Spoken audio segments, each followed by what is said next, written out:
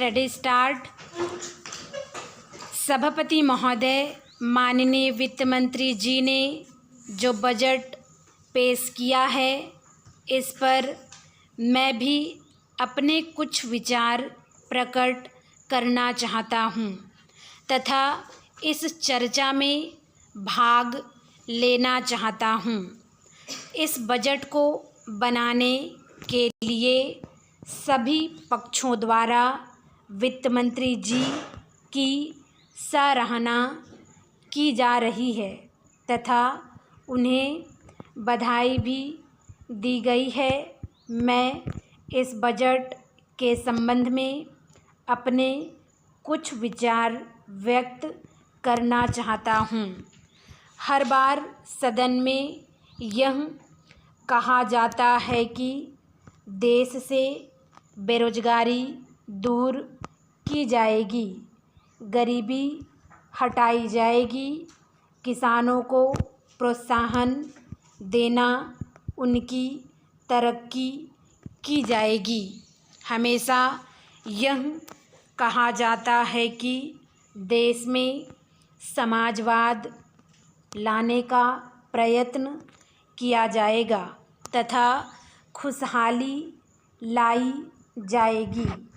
कई बार सदन में इस संबंध में विधेयक भी पेश किए गए, किंतु कुछ नहीं हुआ। मैं समझता हूँ कि देश की समस्याओं की ओर बजट में ध्यान नहीं दिया गया। आम आदमी चाहता है कि रोज़मर्रा की चीज़ें उसे सस्ते मूल्य पर आसानी से मिल सके। मंत्री महोदय के सारे बजट पर नज़र डालने से यही लगता है किस किस बजट में कहीं पर भी ऐसा उल्लेख नहीं है जिनसे इन कुछ महत्वपूर्ण समस्याओं का समाधान हो सके। आम आदमी को इस बजट में अत्यंत निराशा हुई है। महोदय, सभी जानते हैं कि भारतवर्ष एक कृषि प्रधान देश है। बजट में किसानों के प्रोत्साहन का और कहीं कोई उल्लेख नहीं है।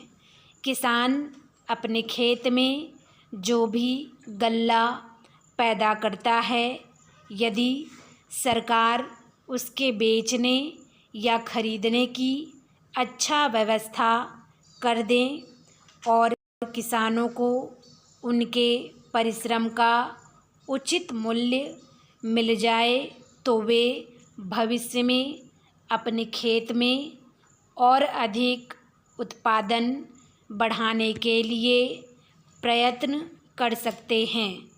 इस सदन में हमेशा इस विषय पर चर्चा होती है तथा किसानों की दशा सुधारने के लिए आश्वासन भी दिए जाते हैं, किंतु सरकार किसानों की समस्याओं को भूल जाती है।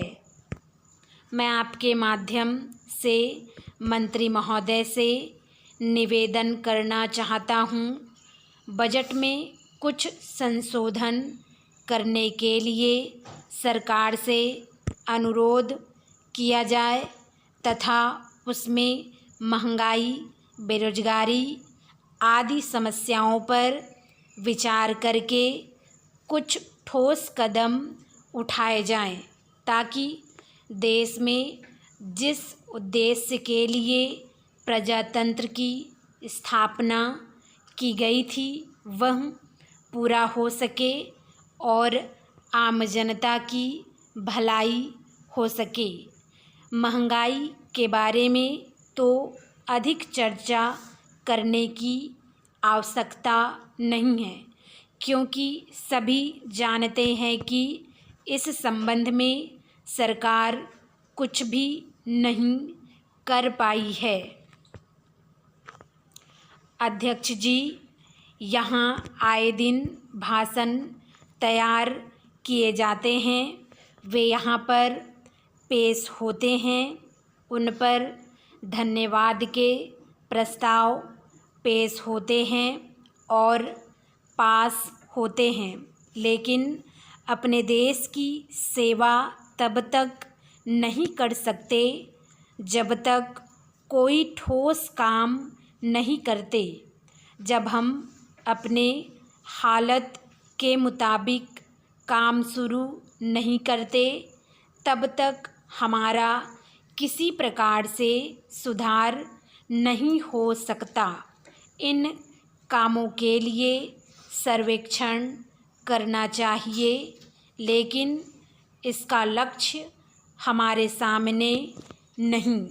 हमने कोई लक्ष्य प्राप्त करना है, जिससे यहाँ पर बार बार कह चुके हैं। तो बहुत से ऐसे काम हैं जो हमारे देश ने अपनाए हैं। बहुत से काम ऐसे हैं जिन पर चलकर हम अपने को आगे ले जा सकते हैं। मिसाल के तौर पर इस शिक्षा के बारे में कई बार कहा सदन में कि शिक्षा की पद्धति जो हमारे मुल्क में है वह हमें अंधेरे की ओर ले जा रही है। वह शिक्षा जिसके द्वारा इस देश ने संसार भर में गौरव प्राप्त किया था, वह शिक्षा जिसके द्वारा संसार ने हमें गुरु माना था, वह आध्यात्मिक शिक्षा जिसके द्वारा हमारा संसार लोहा मानता था, उसे हम त्याग रहे हैं और अब हम दूसरी शिक्षा की तरफ जा रहे हैं।